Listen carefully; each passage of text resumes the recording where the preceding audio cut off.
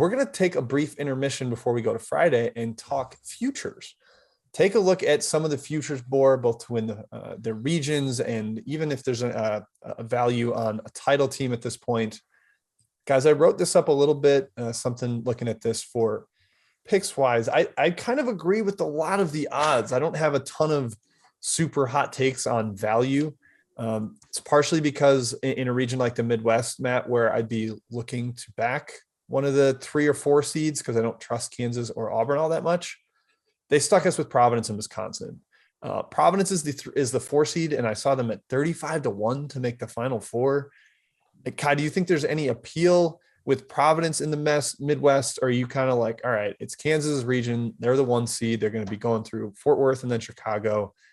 Don't look elsewhere in the Midwest. What do you think? In the Midwest, I kind of liked the value on Wisconsin. I know no one likes Wisconsin in this region except me, but they're experienced and they have an NBA player in Johnny Davis. Like, that's enough for me to take a flyer. They're 10-1 to come out of the Midwest region as a 3 seed. I think that's pretty good value. I like USC 25-1. I think you're looking at the right spot though. That bottom part of the brackets. I picked Kansas to win this region. I just think plus 150 is a bad price. So USC at plus 25-1. Andy Enfield. Andy covers in the NCAA tournament as he's been so good the last few trips to the dance. I think he's got a decent draw against an all-world team struggling. That weak quadrant above them with LSU, Iowa State, Wisconsin, Colgate. So yeah, if you're looking for a future here, that's where you want to look in the bracket. Yeah, the bottom is very vulnerable. The Providence price sort of intrigues me because of how they win close games consistently, but their draw isn't awesome. I did give a slight recommendation for a small 0.1 unit sprinkle on South Dakota State, boys. Ooh. I think the offense has the upside. We saw what Oral Roberts did last year, making the Sweet 16. South Dakota State is better offensively and defensively than that Oral Roberts team. So I think there's a chance they can make a small run. They're only a 2-point dog in the opening round. They'd probably be like a 8 or so point dog to Iowa in the second round. Would love to see Richmond come out of there for futures perspective. But right. If you can get them to the Sweet 16 at 120-1, I'm okay with that. You can kind of figure out some sort of strategy, maybe taking Kansas for 3 units or something to make a little money back. I'm at least considering that one. I just like this Jack Bunny's team, and I think this whole region has some softness to it. Yeah, even Colgate at 100-1, Jim, is because that's the bottom half. They've got a more ideal draw.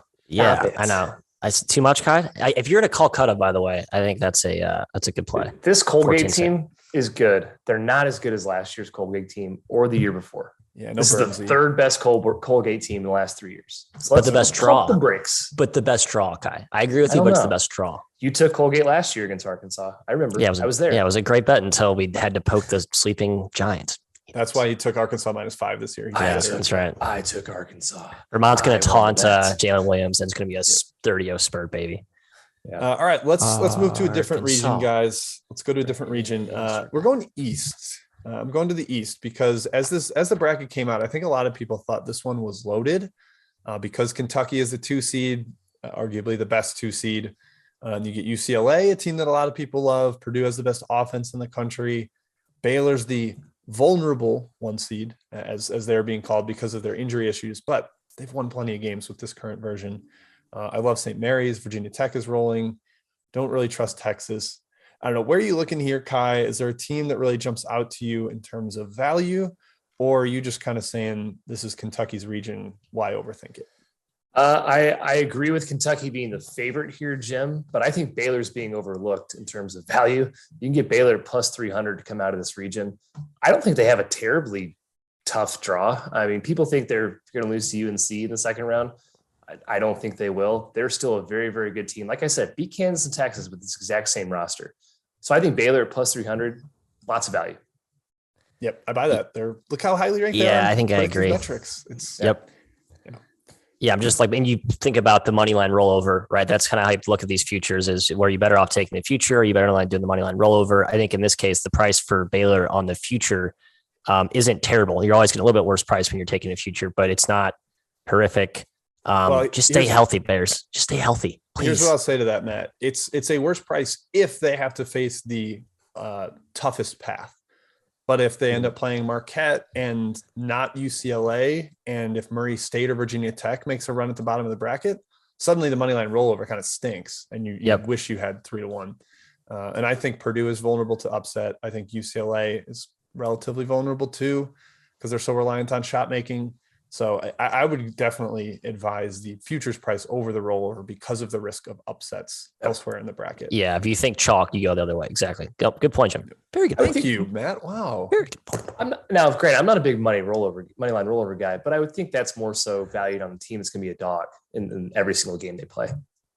Yeah, I mean, it's just more about how do you think the rest of the bracket will go? Like, if you're taking a long shot because you think there'll be a lot of upsets, then you want to take the initial price. But educate me. I've never really thought about it, to be honest, guys. Hey, it's not something I look at.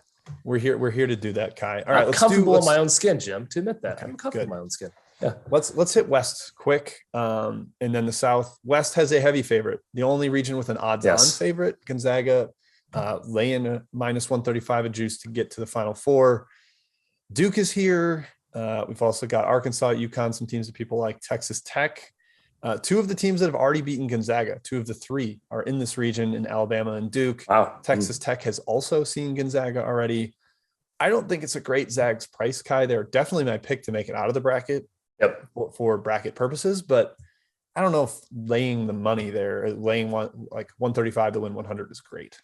There's no value in taking the Zags here. I think Duke at 5-1 or Texas 6-1 is the way to go. Texas Tech, 6-1. Yeah. For the record, Matt, last year with Kai, Gonzaga in their region, I got them at -190 to win their region last year. I happily laid that price because I thought that team was just more of a juggernaut, and I thought their draw was pretty soft. Their 3 seed was Kansas. Their 2 seed was Iowa. Like, I was down on their region last year. This year, I think it's a little tougher. So I don't love that price. Yeah, I think Duke's the play here. 5-1. I know their draw is. Do you think Duke's the play? Yeah, I do. Mr. Matty Homer, for sure he does. I will take Texas Tech to advance farther, I think, in my bracket, but I think Duke is the better value. That's a fascinating matchup, by the way. Not that we're going to talk Duke, Texas Tech, potential Sweet 16 ship, but that's a very, very interesting potential matchup there. Yep. All right, let's finish it up with the South region, Arizona's region. There's certainly some diciness with the Wildcats because Kirk Kriisa keeps posting pictures of his inflated purple ankle that seems like there's no way he plays at least this week, and probably not even Sweet 16 weekend. I think that is also going to be an issue. So then you have Villanova, Illinois, Houston, Tennessee, plenty of teams that I think are capable of making some sort of run. What do you think, Matthew? I'll go to you. Is this Arizona's region, or is there value elsewhere?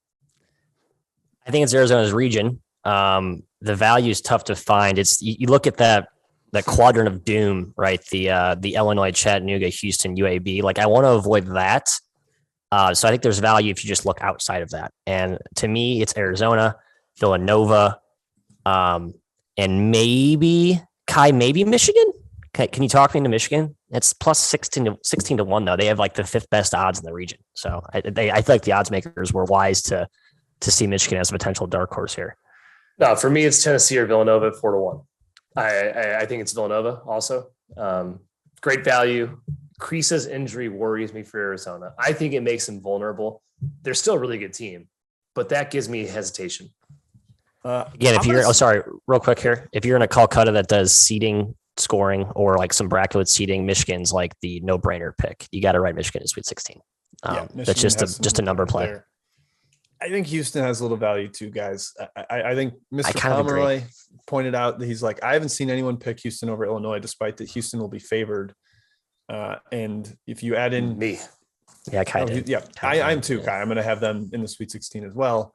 I just think Houston, like, they're getting the same thing as Baylor, Kai, where people are like, well, they don't have those guys. They don't have Marcus Sasser and Tremont Mark, but they haven't had them for months, and they haven't dropped in Ken Palm's ratings. I know they haven't played like elite competition in the AAC. That conference kind of sucks. I'll come out and say it.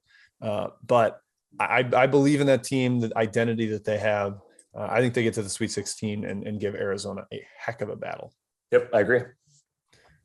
All right. I believe that wraps up our little futures intermission. Unless you guys have a title pick that you think is just jumping off the page based on draw. I know that Kansas went way down in odds after their draw came out. Like, it was so stark that their 3 seed and 4 seed were so low analytically. Yeah. Kansas was given a much more favorable price. That's That's all I got though.